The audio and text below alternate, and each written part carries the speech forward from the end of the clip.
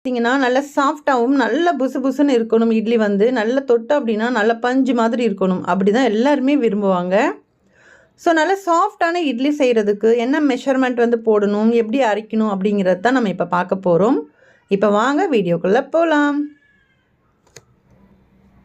இப்போ இட்லி செய்கிறதுக்கு இட்லி அரிசி வந்து நான் எடுத்து வச்சுருக்கேன். நீங்கள் ரேஷன் அரிசியாக இருந்துச்சு அப்படின்னாலும் நீங்கள் எடுத்துக்கலாம், ஒன்றும் பிரச்சனை இல்லை. எந்த அரிசி எடுத்தாலும் இந்த மாதிரி தலை தட்டி எடுத்துக்கோங்க. இப்போ வந்து நான் 4 டம்ளர் வந்து நீங்கள் வீட்டில் இருக்கிற டம்ளரே யூஸ் பண்ணிக்கோங்க. இதுக்காக கடையில் நிறுத்து தான் வாங்கணும் அப்படின்லாம் அவசியம் இல்லை. ஒரு 4 டம்ளர் அரிசி வந்து இட்லி அரிசி வந்து நான் எடுத்திருக்கேன். நான் இப்போ இது வந்து சேர்த்துக்கிறேன். இப்போ அடியில் வந்து ஒரு 3 டம்ளர் அரிசி போட்டிருக்கேன். இது வந்து 4வது டம்ளர். இப்போ அதே டம்ளரில் வந்து நான் 2 டம்ளர் வந்து பச்சரிசி வந்து நான் சேர்க்க போகிறேன். ஸோ நம்ம இட்லி அரிசி நீங்கள் சப்போஸ் நீங்கள் ரேஷன் அரிசி வாங்குறீங்கன்னா கூடவும் இந்த மாதிரி பச்சரிசியும் கூட சேர்த்துக்கலாம். ரொம்பவே நல்லா வரும், நல்ல பஞ்சு மாதிரி தான் வரும்.